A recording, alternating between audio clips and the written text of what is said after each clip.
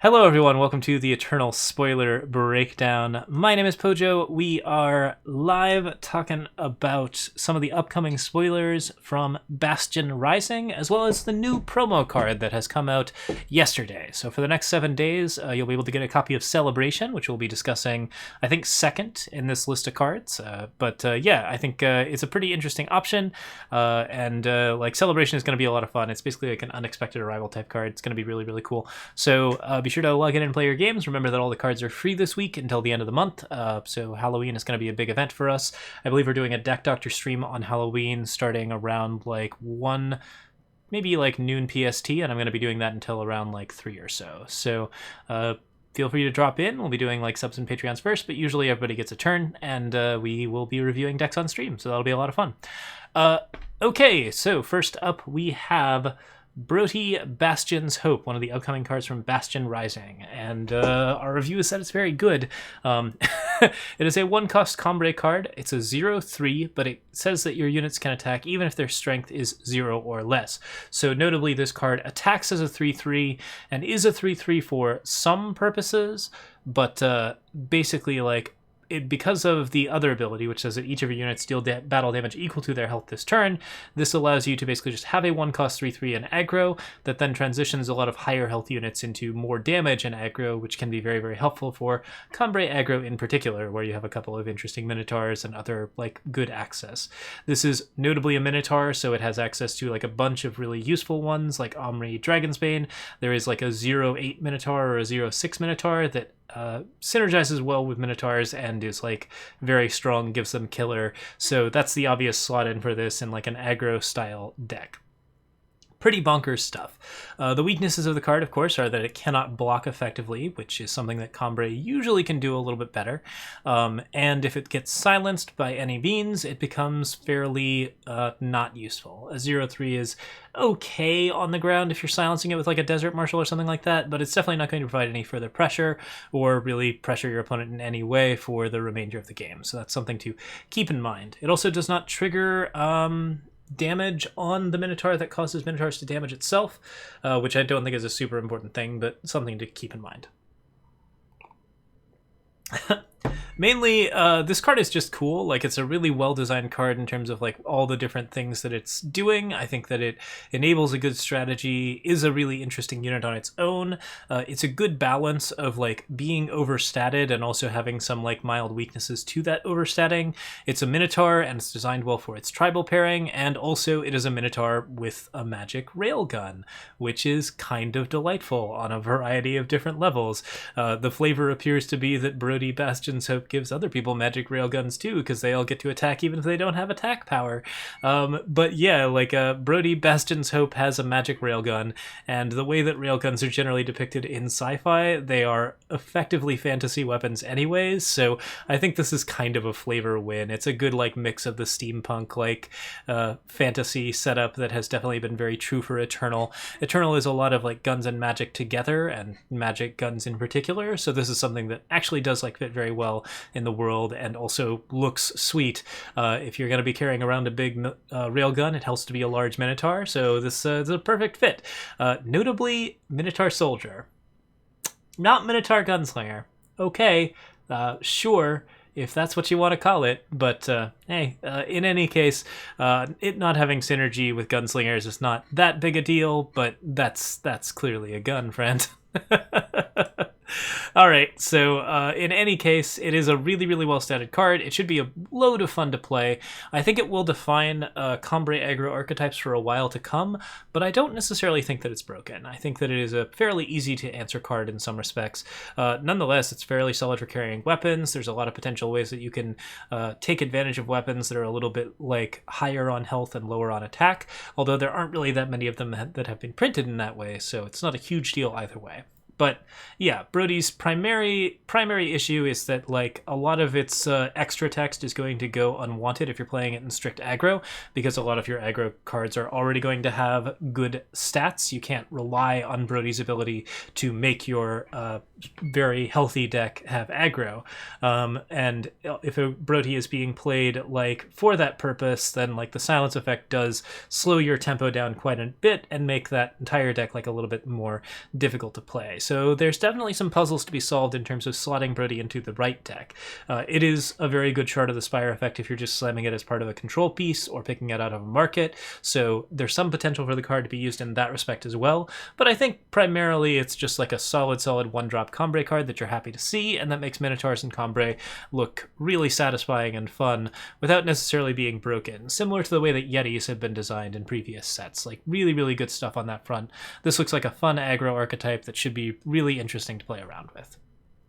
All right, before we get into the other spoilers, let's talk about that promo card, Celebration. This just came out, and it is available now. It is not part of Bastian Rising, but it is 2 cost. Play a random 1-cost unit, amplify 1, increase the cost of the unit by 1. So this card has existed in a previous form. I don't believe it was a fast spell at the time, but it was, I think, 1 cheaper, or potentially like somewhere along those lines. And it was a card called Unexpected Arrival. It cost double blue, double time influence, and it was an X card. This current version has Amplify, which is a little different from an X card, notably because it allows you to determine what X is, and so you get a little bit more flexibility out of that. You can actually choose to spend the Amplify on like a 5-cost or 6-cost random card. If you don't want to get like a 12-cost card, which is fairly common, like there aren't that many 12-cost cards that are super useful, then like that is going to be like a lot better for you in the long run. Also, I believe it says play the unit, so you should get the summon ability off of the unit, which was not true, I'm pretty sure, for Unexpected Arrival. I'd have to think about that, but I'm pretty sure that like this is something that is... No, it might have been true of Unexpected Arrival as well. In any case, this is a really interesting retake on the idea of playing a random unit for an extra cost. Obviously, the disadvantage is that the unit costs 1 more than whatever it is that it's actually going to cost, so 2 for a 1 cost, 3 for a 2 cost, etc., etc., etc.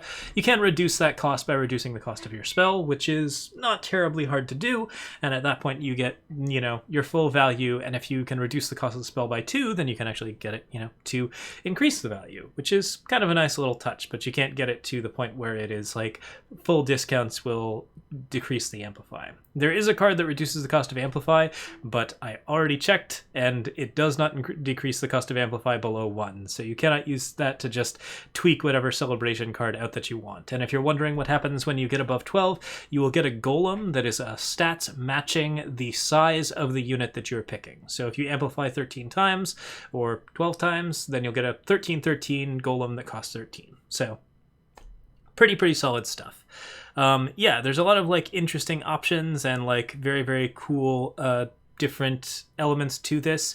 You can, of course, use it to wrath the board at 12, as Huzzah is pointing out in chat, because you get Spirit of Resistance, and that's going to be like a pretty big card that is the only 12-cost card currently in the game. I think there might be one other. It might be Clutch Keeper.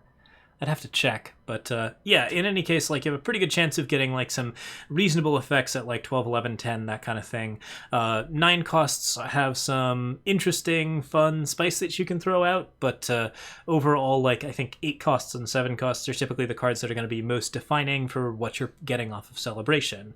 And playing the card just to grab like a little extra something is relatively useful. There's a lot of fun things that you can do with that kind of setup. So yeah, this is a really interesting card. There's a lot of different ways that you can play around with it and basically like make it better or worse. I think that it is overall pretty interesting design. You do have to be like a little careful with it, but I think it's something that like definitely works very well. And I think this might be the last card we need to build neutral decks and actually have them be good. We have a 2/3 colorless that shuts down summons now. There's a lot of decent cards at most different stat lines, and if you're looking for cards to fill, this card provides you with a flexible cost spell in colorless that can play particularly scary and particularly difficult units for your opponent to deal with. So yeah, really fun card, and also obviously a card that you're going to be super happy to be grabbing, because if you have a low collection, this is a great way to experiment with other cards and figure out new strategies, figure out things that you like to craft, figure out things that you like to play with. It's a fun card to play with. I would definitely recommend this one, and it seems like a pretty powerful, potentially like fairly scary card in terms of what it provides and where you can put it. Like I think Wasteland brokering that is just like a really interesting way to get access to whatever card you need at whatever cost you need for tempo, like for the next like 4 turns, which is not too bad. Or for the next 4 casts of it, obviously. So, yeah. It's an interesting idea. I think that there's like a lot of potential there. Obviously, it's a card that you don't play if you already know what you want to build, but it is something that you can use to add a lot of flexibility to a deck that might have like a lot of different like particular areas where it needs to fill on tempo. Okay, next up, Okasama Laga. And we're back to the Bastian Rising cards here, of course, so these are all spoilers again. 4/4, when a relic goes to your void, create and draw a treasure trove. It's 5 cost in Praxis, of course. Once per turn, you may exhaust 2 of your other units to play a relic from your hand. Okay. So, the top text on Okasama Laga is not that strong, but it is decent. At the very least, it allows you to get a treasure trove off of things like popping your 4 cost that turns into like a time invoke, or like breaking open certain relics that are like eggs, Waystone Gate, or the Bottled Storm, I believe it's called. There's a lot of ways that basically you get just a little extra value off of relics that already sacrifice themselves, or off of cards like Lithrai Lobotomy, that kind of thing. This is also the second card to go in a deck that is like red, yellow, purple relics, or just in a red, yellow relics deck, because there's a lot of different things that you can do. As long as you can play a decent amount of small units, then you can then play very, very expensive relics. Like notably, this is really, really scary in red, yellow, purple Rat Cage, because you play some rats, those rats can be exhausted very easily. On turn 5, you play a Kessa, you exhaust 2 rats, and you play a Martyr's Chains. That's pretty good. That's actually like kind of bonkers. Pit of Lenecta or something like that. If you have like a big 9-drop that you just want to throw out, there's basically no opportunity to interact with this. You just play it and then it does the thing. I think that's a little scary, honestly. Like I've definitely tried to do this kind of thing with Governor Sahin before, where we played Martyr's Chains out of like Sahin, and it was like a 7 to 8 cost effect that was fairly hard to put together, but it would just wreck our opponents every time if you actually got it off. This gives you not only a second way to get it off, but a cheaper and more effective way to get it off that also provides protection for the relic that you're playing without really incurring much of a cost. Like, you just have to have units on board. And like, if there's one thing that I know about like the current format, it's that there are plenty of different decks that can have that many units on board and make it fairly hard to clear them off. Like Rat Cage decks are doing that, Sacrifice decks are doing that. So like, this is a very good chance for a 5-drop to just play out and immediately slam a relic that will end the game on turn 5. I think this card might be kind of broken. It seems pretty nuts to me. Like, I think that it's probably going to define a very serious meta deck that may end up being pretty exhausting to play against. On the other hand, I like big Praxis relics, I like Explorers, I like the Malaga family, as it has so far been dictated. I like this character's style, I like their design, I like basically everything about them. They're clearly a marquee card for this particular campaign, and so it's kind of cool that they're a ridiculously powerful option. But yeah, I think this card's probably like, not only like an S tier card, but like straight up just flat out broken. It could potentially be like really, really scary to deal with. I don't know for sure, but I have definitely seen like that pattern happen before, and in like the current like relic heavy decks that are playing in Throne and that kind of thing, this is something that is potentially really scary. I'd have to look at the expedition list to see exactly what Akessa could play there, but there's probably a decent amount of like good choices. Mostly it's just going to be a Throne card that's going to be particularly annoying. I think in Expedition it'll actually be a lot of fun. So, all right, next up we have the last card of the night, which is Distortion Orb. This was spoiled just today. It's a 6 cost that says the cursed players, 6 cost cursed relic, double time, that says the cursed players' units and spells cost 1 more, and yours cost 1 less. I don't think there's that many curses in time, so this is kind of unique in that respect. It also kind of looks a little bit like a Waystone, and I think there's a big scary sun in the background, which is notable because of like the Zolta storyline from previously. This might be a reference to that, although I believe that we're in like a different dimension for Bastian Rising, so this could be unrelated in that respect. In any case, so the idea behind this card is actually pretty strong, and I think it actually has a place in markets and potentially even in main boards for certain types of decks. The idea behind this card is that if you are playing a game where the first person to get to their 8-drop finisher wins, this card will completely wreck them. Because if you're both playing like control setups where you're just removing each other's stuff, doing like, like lightning storms and hailstorms and Shenron Beaks and just like setting up removal, not focusing too much on tempo so that you can play into like channel for the win, or like World Pyre, your Great Parliament, that kind of thing.